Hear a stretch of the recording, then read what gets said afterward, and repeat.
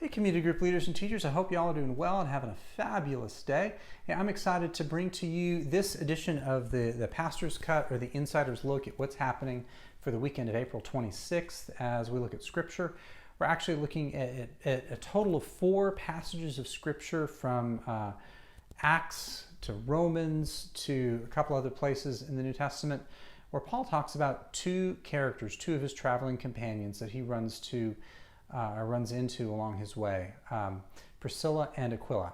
Priscilla and Aquila were pillars of the faith. They were individuals who were fiercely interested in serving as well as in leading churches, planting churches, being representatives of God and helping people know what it meant to walk with God in the fullness of the sense.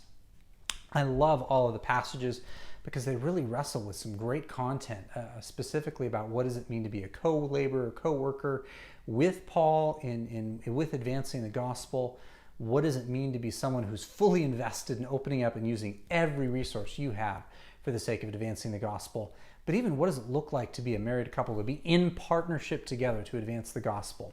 And so I think some of those questions have been teased out through the Pastor's Cut well. There are a couple of questions that I think are worth fleshing out that I really couldn't wrestle with in the Pastor's Cut that I believe will be helpful for you as you go into conversations with your community group in the next couple of weeks.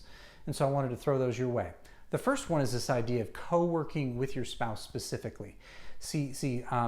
Priscilla and Aquila, they early on they were cast out of Rome. At that point, Claudius, who was the Caesar at the time, he banished all Jews from living in and around Rome. He wasn't a big fan of Jews or of Christians, quite frankly. And so they were forced out of their home, out of exile. They made the best of it. They went to the best place that they could go, land, and started making tents, doing what they basically had done in Rome, just set up shop somewhere else. We don't know exactly where it happened, but somewhere along the way they came to faith in Jesus. But the interesting thing is that they went and landed in Corinth, and they went to Ephesus and went to a couple other places. And as they traveled, eventually they landed back in Rome by choice.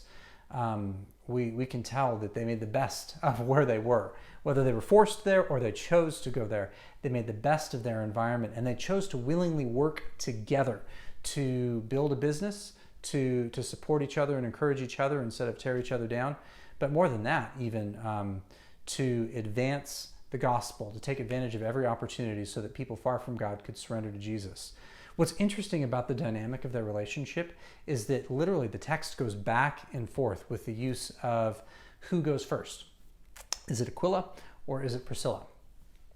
For Luke writes the book of Acts, and the very first time we see them, Aquila's name appears first in the Greek and then Priscilla's name. But then every other time, Priscilla came first and then Aquila. The same is true with Paul in his letter to the Corinthians. Aquila comes first, but then in the other 2 mentions, the other 2 references, it's Priscilla that comes first. So it's interesting that of the 6 references in the New Testament, 4 of them mention Priscilla's name first.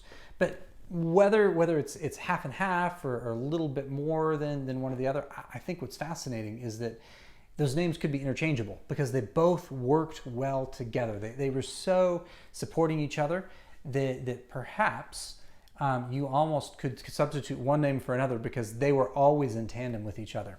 And so maybe a good question to ask around with your community group on April 26th is, what would it look like to have such a healthy marriage that you would work together in all things and you would be known, could even be known by your spouse's name, that it would be that level of working well together.